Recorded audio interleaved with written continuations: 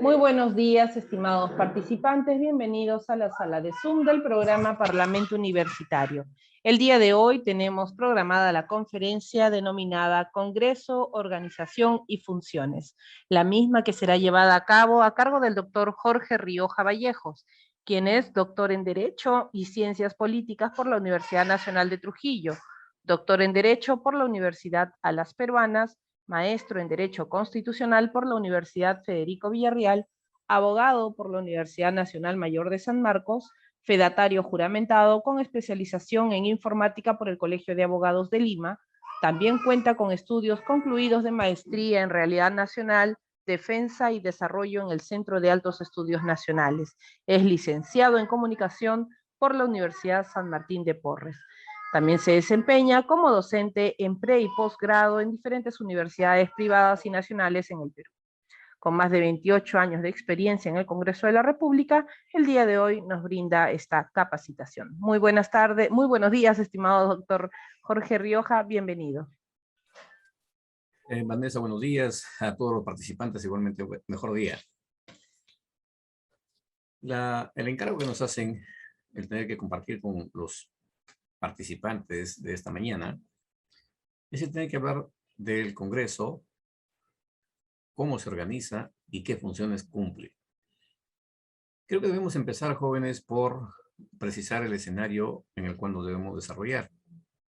Y esto es, que ustedes, asumo de que tienen una referencia, por lo menos que vivimos en un país como el Perú, y que este tiene la condición de ser considerado a nivel internacional como un Estado o un país. En todo país requiere de un ordenamiento legal. Y este ordenamiento legal, por supuesto, lo establece y determina la Constitución. Siendo esto así, tenemos un escenario que debemos de alguna manera referirles. ¿Quién hace la Constitución?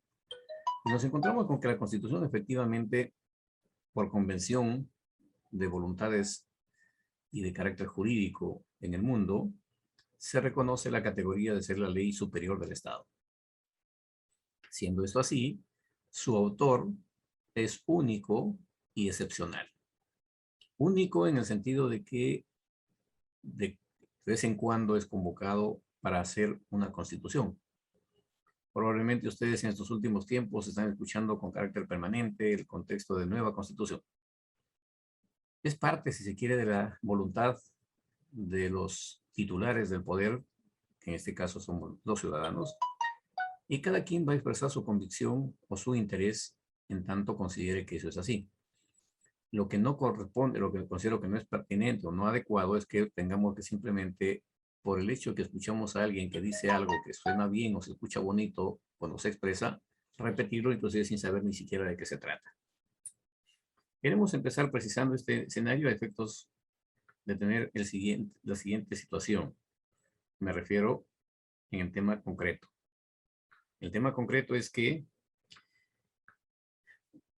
hablar del Congreso en nuestro país, de su organización y de sus funciones, tenemos que empezar por el origen del Congreso. ¿Y eso qué implica? Su nacimiento. Y el nacimiento que tiene nuestro Congreso proviene, por supuesto, de la Constitución. Es así que en el artículo 90 de la Constitución vigente, en su primigenia vigencia, decía la Constitución que nuestros congresistas deberían ser 120. La realidad ha venido generando, en todo caso, una mayor representación o la necesidad de una mayor representación. Igualmente se hizo una reforma a este artículo y se incrementó a 130. ¿Qué nos dice el artículo 90 de la Constitución vigente?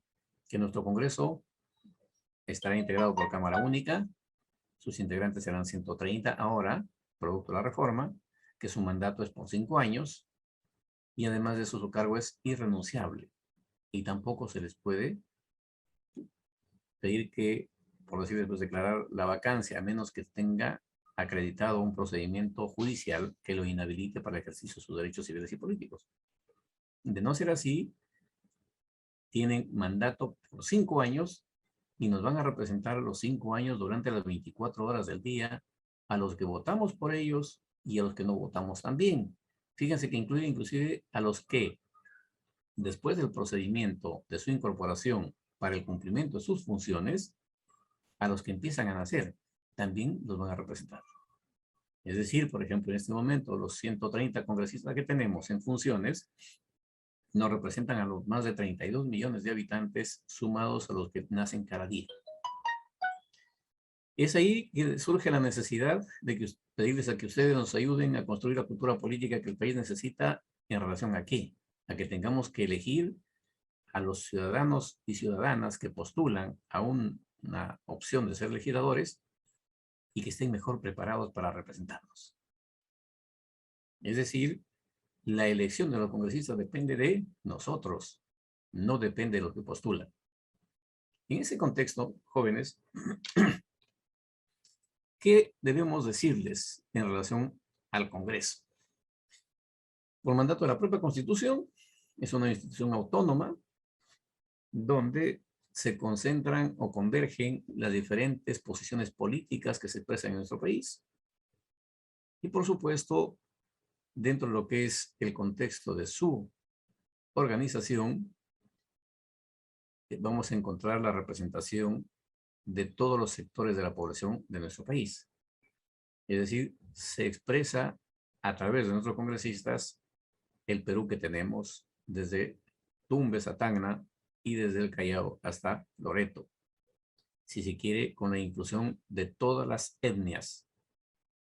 ¿Cuál es la finalidad que tiene el Congreso en todo caso? ¿O para qué lo elegimos? La pretensión es de que canalicen las demandas sociales o sociopolíticas, socioeconómicas y que requieran, por ejemplo, la solución mediante una ley, con la finalidad de que se resuelvan los conflictos y, por supuesto, esto solo es posible también en un gobierno democrático. ¿En qué consiste un gobierno democrático? Un gobierno democrático consiste en que el mandante, que es el pueblo, en ejercicio de su derecho a elegir, que está reconocido en el artículo 31 de la Constitución, o a ser elegido, que igualmente está en la opción de que podemos ser candidatos para que nos elijan, vamos a tener que cumplir funciones desde la institución Congreso de la República. Y dentro de esas funciones, no las vamos a cumplir porque ya somos legisladores, no. La vamos a cumplir en tanto que siendo legisladores, cumplimos con el procedimiento de incorporación, es el acto constitutivo del Congreso, y nos tenemos que someter a otra norma. Es decir, no basta que diga que la Constitución que existe el Congreso. Fíjense que se tienen que desarrollar procedimientos legislativos conexos. Por ejemplo, la ley de partidos políticos. Por ejemplo, la ley orgánica de elecciones. Por ejemplo, la necesidad de que el presidente de la República convoque elecciones. Es decir, si no hubiera concurrencia de todos estos procedimientos, no tendríamos legisladores. Cumplidos estos procedimientos, que es en el caso pues, el decreto supremo que convoca elecciones, el que los partidos políticos se someten a la ley de partidos para elegir sus candidatos y inscribirlos en sus listas. Igualmente el resultado electoral que propone o que cuenta, ejecuta la OMPE y el Jurado Nacional de Elecciones ratifica esas decisiones, sumado a que la RENIEC concurre con el padrón electoral para saber cuántos electores hay en cada jurisdicción departamental, regional o lo que le denomina el Jurado Nacional de Elecciones, distrito electoral, para distribuir la cantidad de escaños que van a representar a ese segmento de población. Luego de todo eso, una vez que se incorpora, una vez que son elegidos, empiezan a tener que aplicar para el cumplimiento de sus funciones lo que es la ley orgánica del Congreso. Y la ley orgánica del Congreso no es más que el reglamento del Congreso, que según la propia Constitución le reconoce la calidad de ley. Y es el único reglamento que tiene esa condición normativa. Entonces, mis amigos, ya están nuestros congresistas en el Congreso. ¿Y qué es lo que deben hacer? El reglamento les va a decir qué pueden y qué no pueden hacer. Por ejemplo, no pueden hacer, en tanto son congresistas, ir a visitar a un juez para que se acelere un proceso judicial, por darles un impedimento. Entonces, vamos al que pueden hacer. En primer lugar, una vez que nuestros congresistas se incorporan bajo juramento o promesa en el acto solemne y público en el Congreso, nos van a cumplir la función de representación. Luego tienen como función legislar, la función de control político y fiscalización. Y también el reglamento lo reconoce la función o funciones especiales. ¿Qué significa la función de representación? Fíjense que inclusive se vio en algún momento dado como que esta función pasaba desapercibida. Han tenido que modificar el reglamento del Congreso y de las 4 semanas que tiene el mes, una semana, digamos que les dan permiso para que vuelvan a sus regiones de las que fueron elegidos, a efectos de internalizar la problemática que tengan sus electores, a lo que es, por los cuales llegaron a ser congresistas, porque este escenario de la representación también hay que empezar por precisarlo. Los señores congresistas que vienen elegidos de Tumbes, o de Madre de Dios, o de Tacna, o de Loreto, o de Cajamarca, o de Cusco, o de Puno, ya no, desde el momento que se incorporan al Congreso, ya no representan a sus electores, representan a los más de 32 millones de peruanos. Entonces, esta función la cumplen los 130 congresistas en relación a la población que tiene el país. ¿Y por qué digo la población? Porque no solamente representan a los ciudadanos, mis amigos. Los ciudadanos los elegimos, pero una vez que ellos son elegidos y asumen el cargo, la función de representación es para toda la población. En ese contexto, por supuesto, es que ellos tienen que procurar ver el escenario de que la sociedad,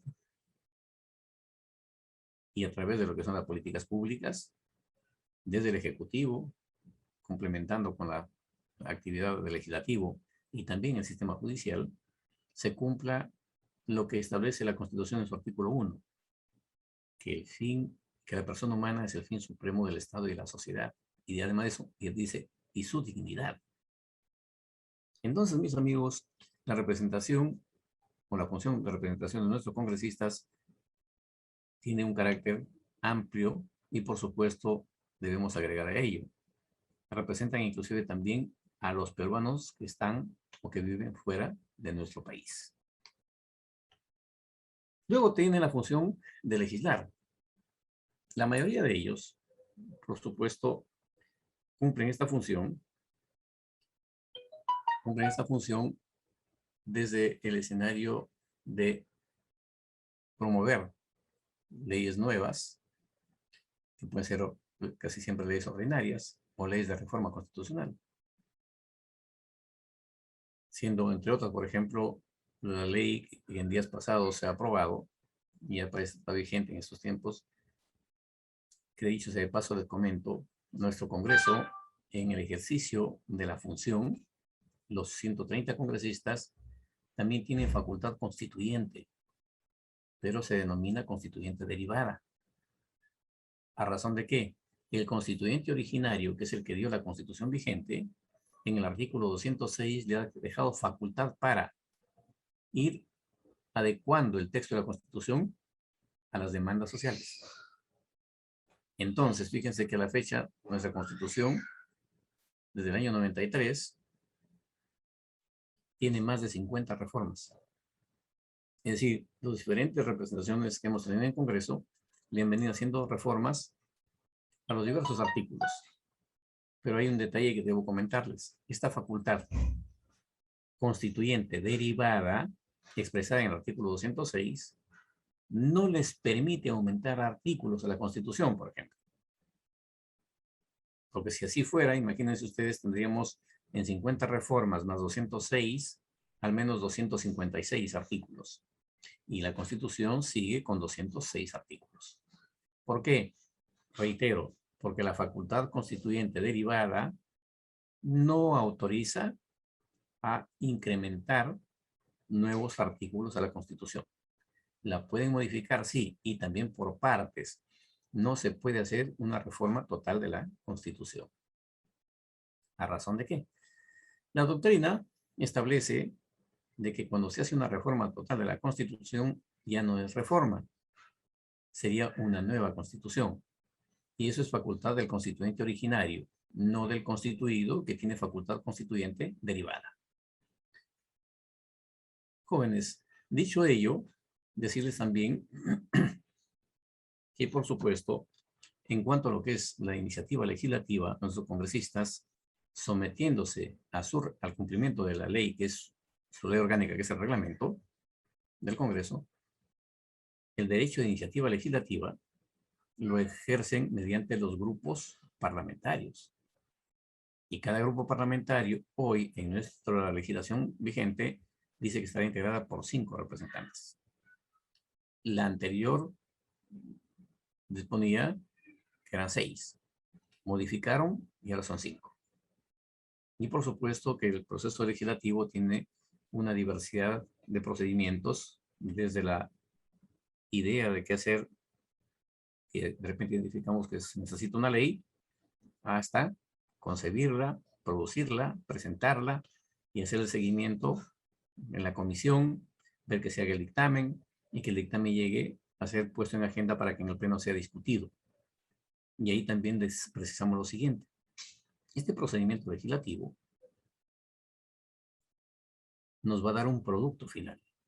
Y ese producto final no es la ley aún.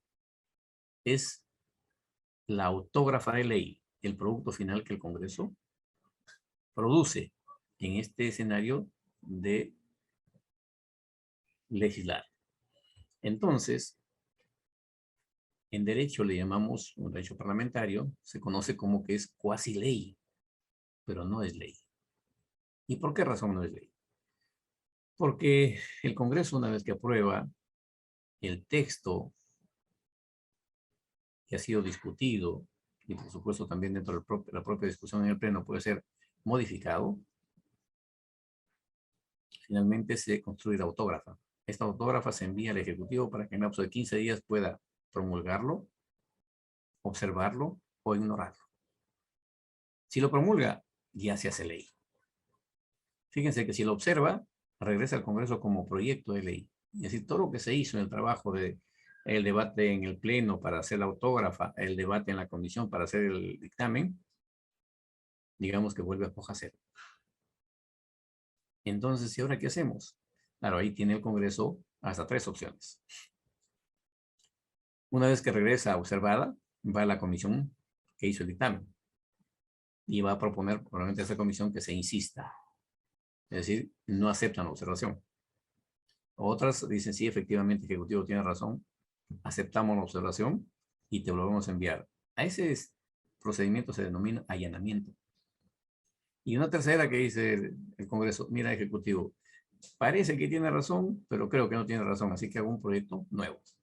Y vuelta empieza como al inicio, desde la presentación en mesa de partes y todo el procedimiento que se ha venido dando.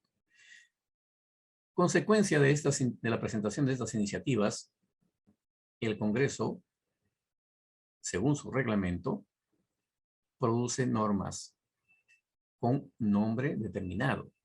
Así como cada uno de nosotros tiene un nombre de apellidos que nos da identidad,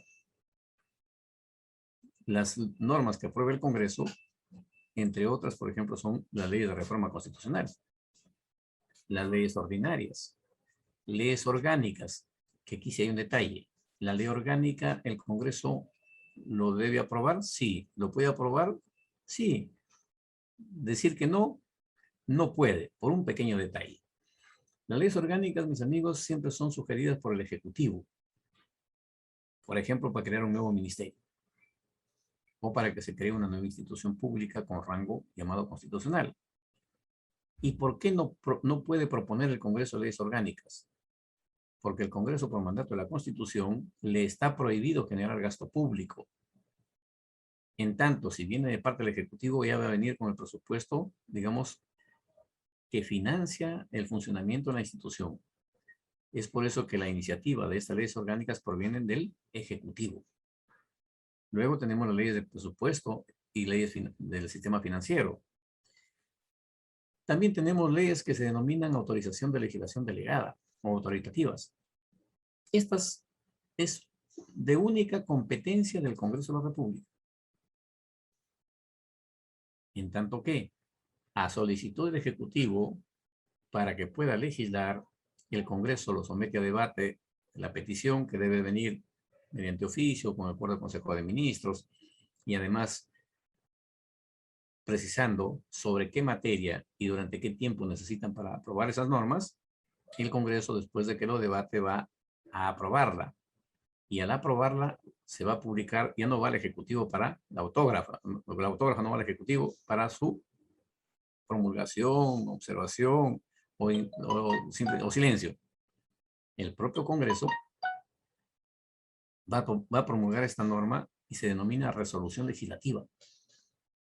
Pero la resolución legislativa va a decir ley autoritativa de legislación delegada. Igualmente nuestro Congreso aprueba las leyes de amnistía. También las leyes demarcatorias en cuanto se refiere, por ejemplo, a la creación de un nuevo distrito, una nueva provincia o quizás hasta una nueva región.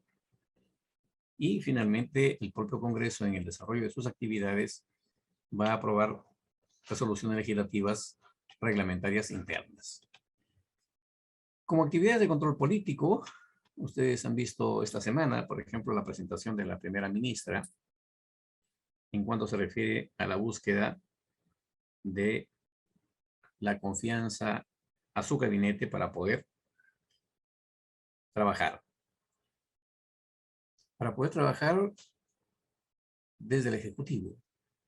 Y por supuesto que la presencia del Consejo de Ministros, que termina siendo un escenario interesante para la administración pública, tenemos el siguiente escenario, mis amigos.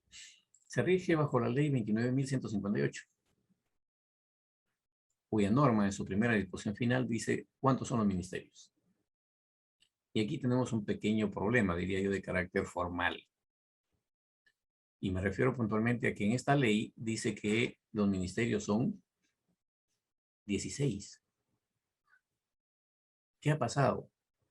Que hace 20 años más o menos no se ha modificado esa norma. Y tenemos 3 ministerios que no están en la ley. Y son el Ministerio de Cultura, el Ministerio del Ambiente y el Ministerio de Inclusión Social. Considero que por la salud legal del país debería regularizarse. Porque ha sucedido lo siguiente, jóvenes. Si es verdad que el Ejecutivo ha creado los ministerios, y a uno, por ejemplo, como es el Ministerio del Ambiente, cuando fue creado, le asignaron presupuesto para que funcione mediante decreto de urgencia. Una norma sui generis que, como su propio nombre lo dice, es de urgencia. Solo para situaciones de que el Ejecutivo pueda atender temas, por ejemplo, de calamidad pública, no para crear un ministerio. Pero en nuestro país se ha distorsionado mucho el contexto normativo y hasta cierto punto creo que se hace hasta abuso del poder para habilitarse gasto público, siendo inclusive el contexto de que hasta con decreto de urgencia se ha remodelado el Estadio Nacional. Y ojo, yo no tengo nada contra el deporte, porque también he hecho deporte en algún momento, pero hasta ese nivel hemos llegado. Dentro de las actividades de mayor trascendencia, digamos, y que genera expectativa de la comunidad, es el control político, por ejemplo, cuando concurren los ministros interpelados. Es decir, no solamente la investidura del Consejo de Ministros llama la atención. ¿Y por qué llama la atención? Porque dicen, a ver si de repente se tumban al gabinete. ¿Qué pasa? ¿Qué habría que pasar? ¿Qué tendría que pasar para que se tumben al gabinete? Que el Congreso, los diversos grupos parlamentarios, no suman los 66 votos que requiere y por lo tanto estaría negada la investidura del gabinete. Ante eso, fíjense qué considera la Constitución. Que cuando esto sucede, en tanto se da o se denomina, se proclama y se reclama el famoso escenario de equilibrio de poderes, La Constitución prevé de que si el Congreso le niega 2 veces sucesivas la investidura a 2 consejos de ministros, queda habilitado para disolver el Congreso. Y así lo dice la Constitución, disolver el Congreso. Pero por supuesto también establece procedimientos. Dice que si el presidente disuelve el Congreso, el decreto de disolución tiene que también establecer la convocatoria a nuevas elecciones.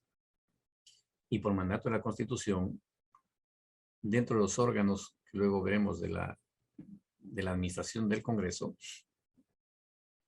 subsiste la Comisión Permanente, que igual termina, por supuesto, siendo disuelta cuando asumen el cargo los nuevos congresistas elegidos. Entonces, dentro de lo que es los diferentes procedimientos de control político, decimos también la interpelación, la estación de preguntas, y los procedimientos son la moción de censura, y también, por supuesto, hay procedimientos de investigación y de acusación constitucional, además del control político-jurídico que le hacen al Ejecutivo desde el Congreso, sobre la legislación delegada, que le decía se hace mediante resolución legislativa, sobre los decretos de urgencia que produce el Ejecutivo por su sola existencia y facultades que le da su ley orgánica, y también sobre los tratados internacionales. Tenemos entonces con ello que dentro de las funciones especiales que cumplen los congresistas en nuestro Congreso, es que eligen, ratifican, designan y remueven funcionarios públicos. Por ejemplo, dentro de lo que es el contexto de la elección, el Banco Central de la Reserva, jóvenes, tiene 7 integrantes como miembros del directorio. Dentro de esos 7, el presidente de la República propone a uno para la presidencia y designa 3 miembros. Y el Congreso ratifica o no ratifica al candidato designado para presidente del directorio BCR, y a la vez también designa a 3 directores en su representación, es decir, en representación del Congreso. Elige al defensor del pueblo y también elige a los magistrados del Tribunal Constitucional. Para cada uno de ellos con procedimientos que corresponden según el propio reglamento. En ese contexto, fíjense, ratifica la designación del presidente del Banco Central de la Reserva, o también puede no ratificarlo, entonces tendría que haber una nueva propuesta. Hace lo mismo con el superintendente de Banca y Seguros. Designa así al Contralor General de la República, y hay un detalle que muy pocos advierten, no obstante estar ahí en la norma. Me refiero a que tiene facultad punitiva o sancionadora en el Congreso de la República. Entre otros, por ejemplo, el Congreso de la República puede, cuando por supuesto corresponda y la naturaleza de los hechos lo acrediten, destituir o sancionar con destitución a magistrados de la Junta Nacional de Justicia, del Jurado Nacional de Elecciones, jueces supremos, fiscales supremos, defensor del pueblo, presidente del BCR, magistrado del Tribunal Constitucional. Y por supuesto, aparte del propio Ejecutivo. Pero si ustedes ven, por ejemplo, cuánto de esas actividades se han dado en nuestro Congreso, muy pocas.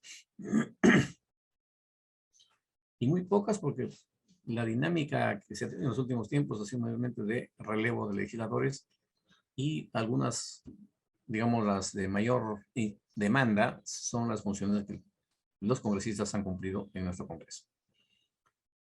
Pero hay un detalle que quizá estamos dejando de lado, y probablemente más de uno de ustedes dice, ¿y qué se necesita para ser congresista? Y van a escuchar a ustedes más de una opinión. Entre otras, por ejemplo, dicen, para ser congresista se debería tener maestría o doctorado. Empecemos por lo siguiente, jóvenes. La democracia, que es una forma de gobierno, tiene una finalidad hasta filosófica, diría yo, puntual, que es ser inclusiva, no excluyente. Y es por eso que en nuestro país, por ejemplo, la Constitución que establece que para ser congresista hay que tener 25 años de edad. Tener, por supuesto, también los votos que se requiera para ser elegido. Y además de eso, desde el partido en el que se participa, que también a nivel interno no se elija. Además de que hay un detalle, dice ser peruano de nacimiento. Cumplidos esos requisitos, ¿qué significa? No te piden nivel de estudios. Tanto es así que hemos tenido legisladores y letrados, como también hemos tenido legisladores científicos. Y ahí ustedes van a encontrar en la data del Congreso todos los procedimientos y acreditaciones de los méritos que tiene cada quien. Una vez elegidos, decíamos que se organizan en el Congreso. Y tenemos el tema de que la mayor representación se expresa a través del Pleno. Luego tenemos como un segundo órgano, si se quiere, pues, que representa a la institución. Y hay un detalle, no sé si ustedes se acordarán, en el Congreso que fue disuelto, hasta el propio Tribunal Constitucional se dirigía al presidente del Congreso como presidente de la Comisión Permanente. Y amigos, eso no existe. Por un detalle pequeño como el siguiente. El señor presidente del Congreso es el presidente de la Comisión Permanente en su condición de tal. No es que hay un presidente para la Comisión Permanente y uno para el Congreso. Pero la dinámica de la política a veces creo que los induce a cometer errores y los propios receptores no ven el contexto formal, que si hubiese sido el caso, por ejemplo, se hubieran tenido que devolver todas esas comunicaciones porque estaban dirigidas a funcionarios que no existen. Pero en fin, solamente les hago una referencia. El presidente de la Comisión Permanente es el presidente del Congreso en su condición de ser presidente del Congreso, no al revés. Luego tenemos el Consejo Directivo, la presidencia, la mesa directiva, 24 comisiones ordinarias, la junta de portavoces y los grupos parlamentarios. Nuestro Congreso es elegido para un periodo constitucional de 5 años y que en este periodo de 5 años tienen un periodo anual llamado año legislativo. Empieza, por ejemplo, hemos elegido el año pasado y tenemos que cada año legislativo funciona con 2 legislaturas ordinarias, se llama. Y es el periodo anual de sesiones, o el año legislativo. En ese año legislativo, las 2 legislaturas ordinarias, la primera empieza el 26 de julio y termina el 15 de diciembre de cada año. La segunda empieza el 1 de marzo y termina el 15 de junio. Entonces, del 16 de diciembre al 28 o 29 de febrero, lo tradicional era que la Comisión Permanente asumía las funciones del Pleno del Congreso. Y del 16 de junio al 25 de julio, igual. Pero los últimos 25 años, la Comisión Permanente funciona en paralelo al Pleno. Si vemos el escenario de producción, quizá se van a sorprender que, por ejemplo, en la Comisión Permanente hay más producción de normas, por supuesto con límite. La Comisión Permanente, por ejemplo, no puede aprobar una reforma constitucional, pero termina siendo la que mayor producción legislativa ha generado. ¿Qué es el Pleno dentro de la organización parlamentaria? Digamos que es en principio, la representación parlamentaria es integrada por la representación parlamentaria nacional, es la máxima asamblea deliberativa, está integrada por todos los congresistas incorporados, como decíamos. Y es en este foro de debate donde se toman las decisiones de mayor trascendencia institucional. Por ejemplo, eligen a todas las autoridades que les he referido en ese momento. Pueden negar la confianza o dar la confianza al gabinete. Cada 28 de julio van a escuchar el mensaje de gestión del presidente de la República en nombre del Perú. Es ahí donde hay una distinción que hacer. El presidente de la República, cuando va al Congreso el 28 de julio, no va a dar mensaje a la nación. Va a dar una rendición de cuentas y su mensaje ante el Congreso que son los congresistas quienes nos representan. Porque el presidente de la República puede dar mensaje a la nación, por supuesto que sí. Solo que tiene que hacerlo desde Palacio de Gobierno. Y por supuesto a través de los medios de información masiva. Entonces hay una diferencia ahí. Cuando el presidente va al Congreso, no va a dar mensaje a la nación, va a dar su mensaje al Congreso. En tanto, los congresistas son nuestros representantes. Si quiere dar su mensaje a la nación, lo puede hacer en cualquier momento y la hora que le parezca, desde Palacio o donde él considere pertinente.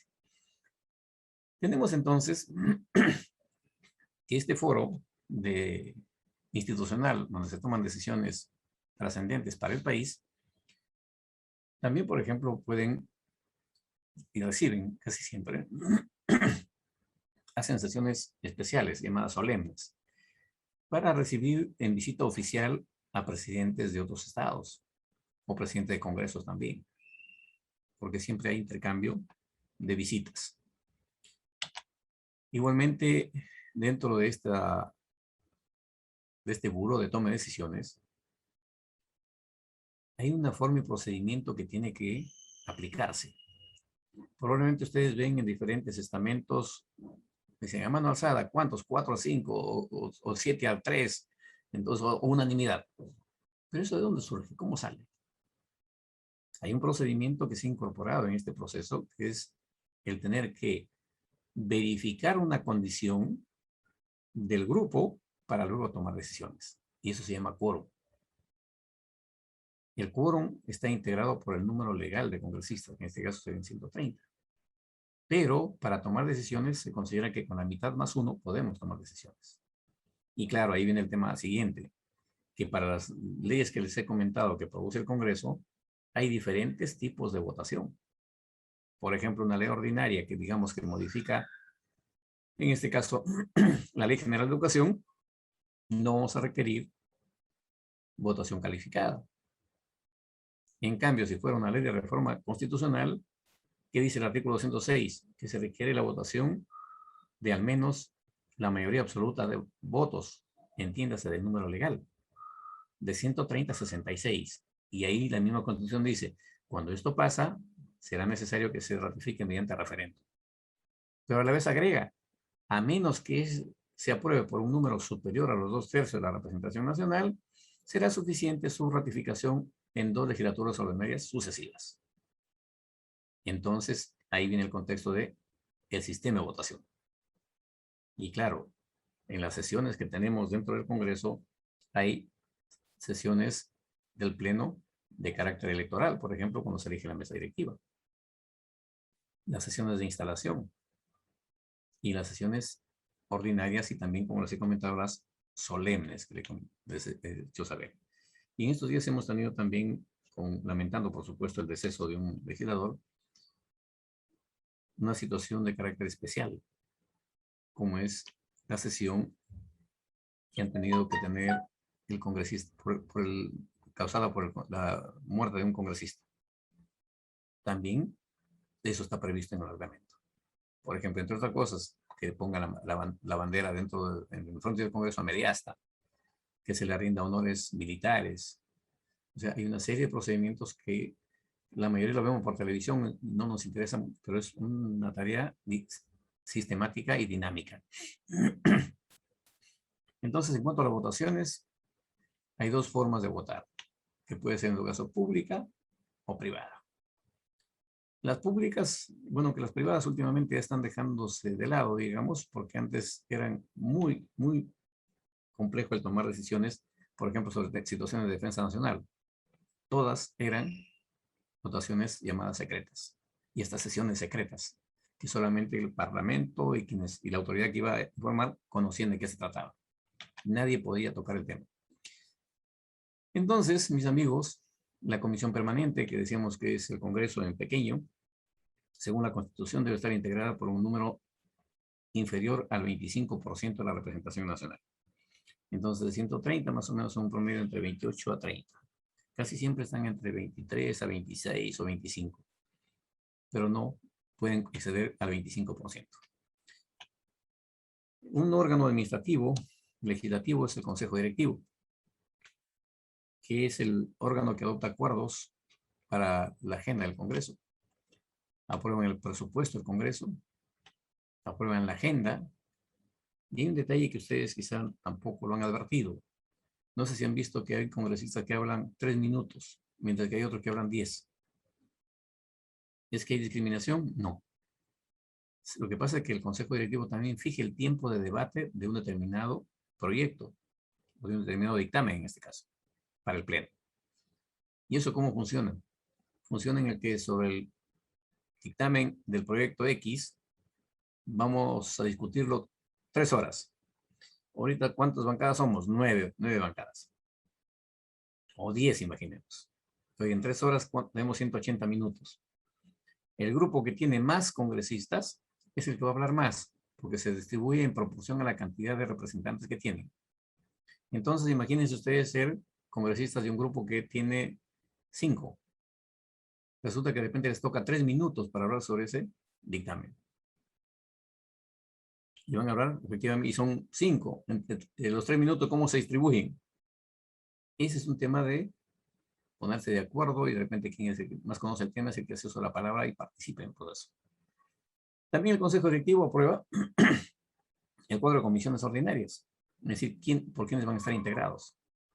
También acuerda las autorizaciones de licencia y la designación del oficial mayor.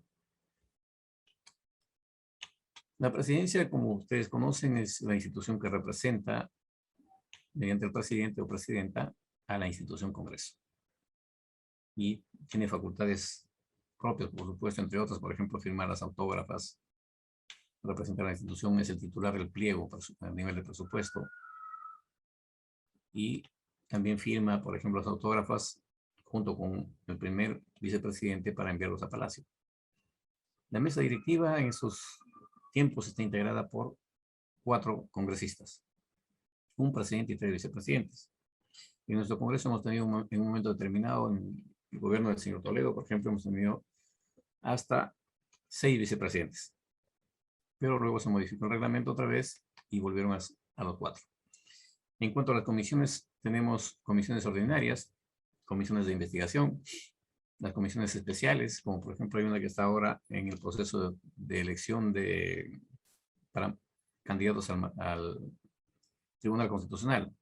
Hay otra que está viendo el tema de hambre cero, y hay como 10 o 15 comisiones nuevas que han constituido para ver diferentes temas que no son directamente de competencia, digamos, de las funciones que tienen, pero sí es de interés nacional, entonces ellos se abocan a este tipo de investigación o de evaluación de temas.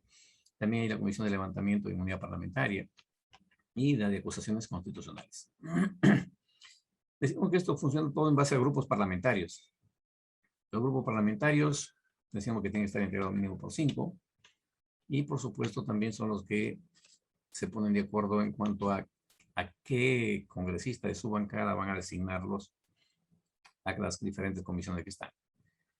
Luego tenemos la Junta de Portavoces, que es el órgano que también elabora el cuadro de comisiones, exonera el trámite, envío a comisiones, amplía la agenda de sesiones y pone, digamos, en prioridad los dictámenes o los temas que tengan importancia, según ellos, para el desarrollo de la actividad institucional. Como pueden ver, jóvenes, la dinámica de la organización del Congreso tiene, además de eso, de soporte administrativo, la parte que, digamos, no se ve o no trasciende, más allá de que a veces los medios de información publican algunos actos administrativos que según ellos consideran que es de importancia. Nos referimos puntualmente al tema de la administración del Congreso, que lo preside o lo dirige el oficial mayor de la institución y tiene como soporte la Dirección General de Administración, el servicio parlamentario y también un órgano de control, que son las OSI que funcionan en casi todas las instituciones públicas. Creo que con ello, para no agotarlos la mañana, solamente acotar, les traigo una frase de José Faustino Sánchez Carrión, quien fuera el primer secretario del primer Congreso Constituyente que hemos tenido en el Perú. Él nos hablaba de la libertad y de la independencia. Decía que la libertad nace desde el momento en que uno pertenece a sí mismo para ser dueño de sí y ser libre. Y la independencia consiste en no pertenecer a nadie. Me permito acotar a ello que en libertad, con igualdad, solidaridad y tolerancia, podemos construir un Perú mejor para las nuevas generaciones. Muchas gracias.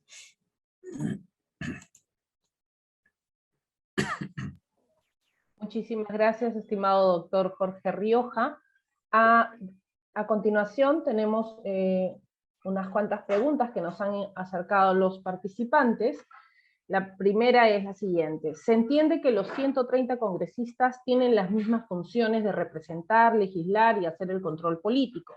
Sin embargo, la mesa directiva del Congreso no siempre puede cumplir con todas estas funciones el 100% de su tiempo, debido a que tiene otras funciones adicionales. ¿No sería mejor que estas funciones administrativas las realizara el propio oficial mayor acompañado de trabajadores del servicio parlamentario? La siguiente pregunta que hace es, ¿la presidenta del Congreso también integra comisiones? Y preguntan si ella también puede presentar proyectos mientras que es presidenta del Congreso.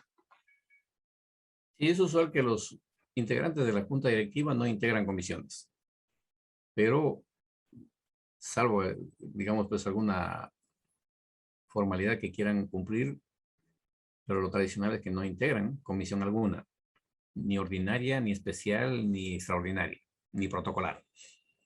Sin embargo, como el ejercicio de su derecho a iniciativa legislativa no se suspende, sí presentan permanentemente iniciativas legislativas. O sea que eso no les está prohibido.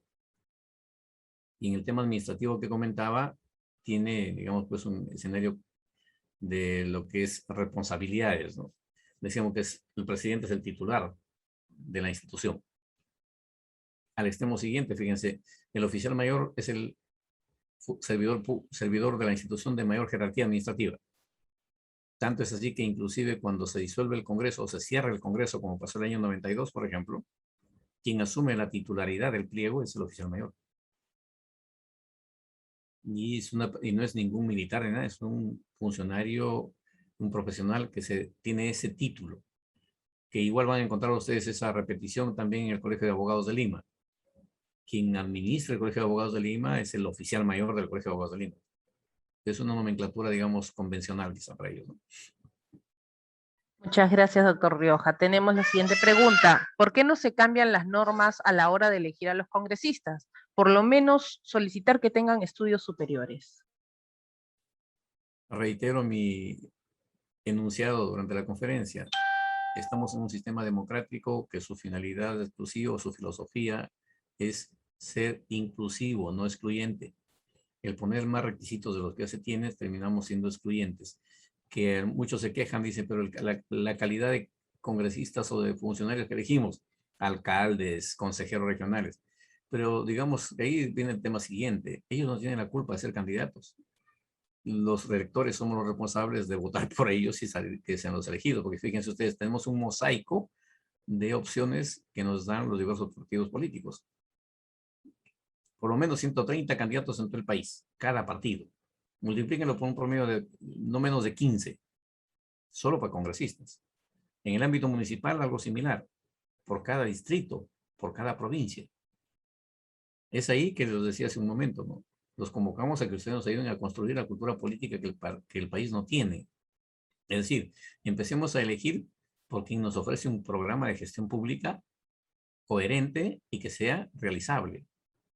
Y que no nos ofrezcan hacer, como había un video y que hacía una sátira al Congreso, en campaña electoral el candidato ofrecía hacer, por ejemplo, decía una escalera, un puente peatonal, ¿no?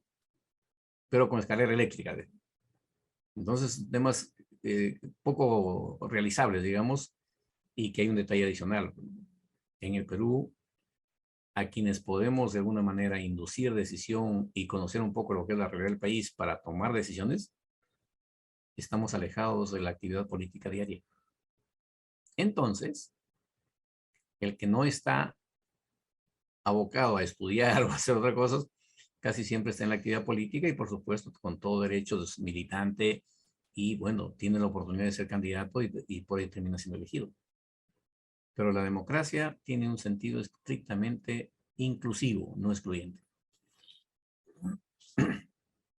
Muchas gracias, doctor Rioja. Nuevamente una pregunta más. Usted mencionó en la conferencia pasada que los ciudadanos tenemos derecho a presentar proyecto de ley. Sin embargo, juntar las firmas es una tarea apoteósica. Pregunto, ¿cualquier ciudadano puede presentar un proyecto de ley por intermedio de un congresista? ¿Está reglamentada la atención del congresista al ciudadano? Sí, claro que sí. Claro que sí. Los ciudadanos, fíjese, y es ahí que nuestra tarea desde el Congreso, no de hoy, los últimos 20 años, al menos de mi parte, siempre lo he hecho y lo sigo haciendo en cada ocasión que tengo, cuando hablamos sobre el tema. Los ciudadanos advertimos las deficiencias que hay, por supuesto que sí. Y para no terminar de alguna manera, se lo comento como una anécdota, una vez un ciudadano me dice, doctor, yo he hecho mi proyecto de ley, lo he llevado a que el congresista X lo firme. Y le pareció interesante, lo firmó en el acto y yo mismo lo llevaba a meses partes. Y entonces empecé a seguir mi proyecto de ley en la comisión. La comisión aprobó el dictamen, la comisión tenía que votar el dictamen. No sabe lo que pasó, no tengo ni idea, le digo, porque no sé ni qué proyecto era, ¿no? Me dice, doctor, fíjese lo que pasó. Al momento de votar, el que firmó el proyecto, que era mi proyecto, votó en contra. Y con ese voto se desaprobó mi dictamen. Lo que quiero significarles es lo siguiente, jóvenes. Los ciudadanos tenemos ese derecho, por supuesto, que sí está reconocido en la Constitución. Y si queremos ir al escenario apoteósico, como se refiere el participante, creo que no es necesario. ¿Por qué razón? Amigos, tenemos Ministerio Público, Defensoría del Pueblo, a través de quienes podemos llegar. Y si es un grupo parlamentario o un congresista, mejor. Es más, acudamos a ellos primero. Y lo que se ha dicho en algún momento, y lo repito hoy, vayamos a buscar firmas para que se convoque un referéndum y no para presentar una iniciativa legislativa. Creo que ahí vale la pena gastar la energía y los recursos que se generan, porque fíjense, ¿qué es lo que pasa cuando viene una iniciativa legislativa? De la ciudadanía. Las firmas que hay que recoger es 0.03%, según la ley 26.300. Recogidas las firmas, van a la OMP y RENIEC para verificación. Concluido ese procedimiento, el Jurado Nacional de Elecciones oficia.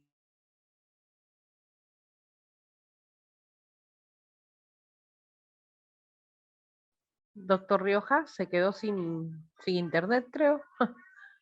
Doctor.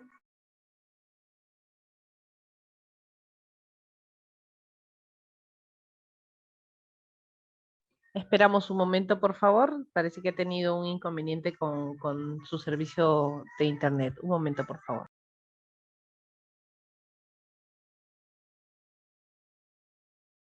Al Congreso.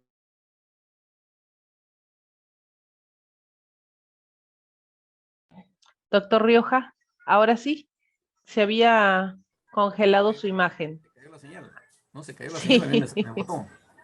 así parece. Ahora A sí mí me podemos botó. continuar. ¿Están todavía los participantes o los votó a todos?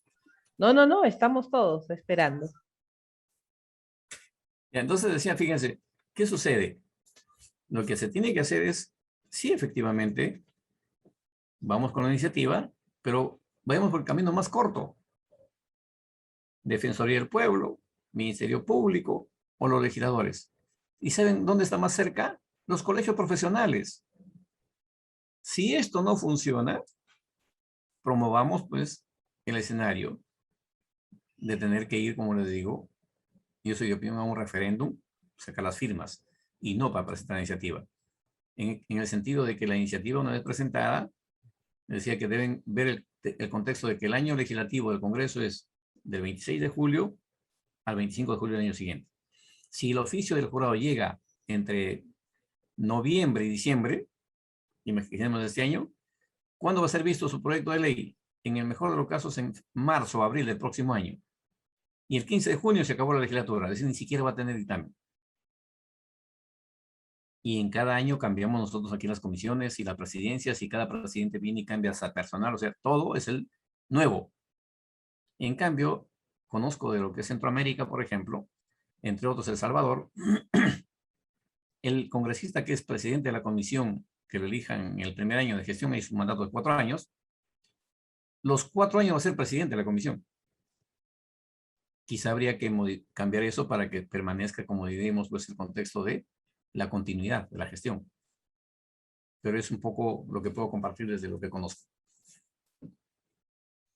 Tenemos la siguiente pregunta justamente en relación a lo que usted acaba de explicar. Preguntan, ¿es necesario que las firmas para llamar a referéndum sean todas a nivel nacional o se puede presentar únicamente firmas de Lima? Las firmas realmente no están determinadas por jurisdicción, más allá del tema de que, por ejemplo, si se quiere una ordenanza municipal, puede ser para el distrito.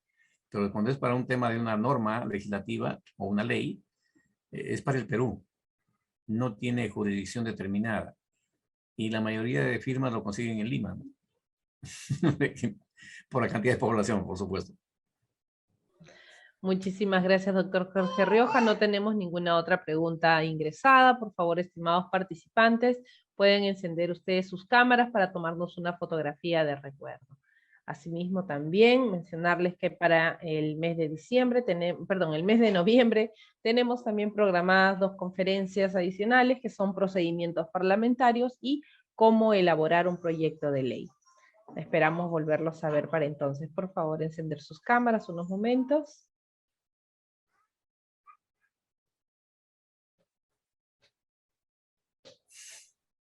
Esa manito.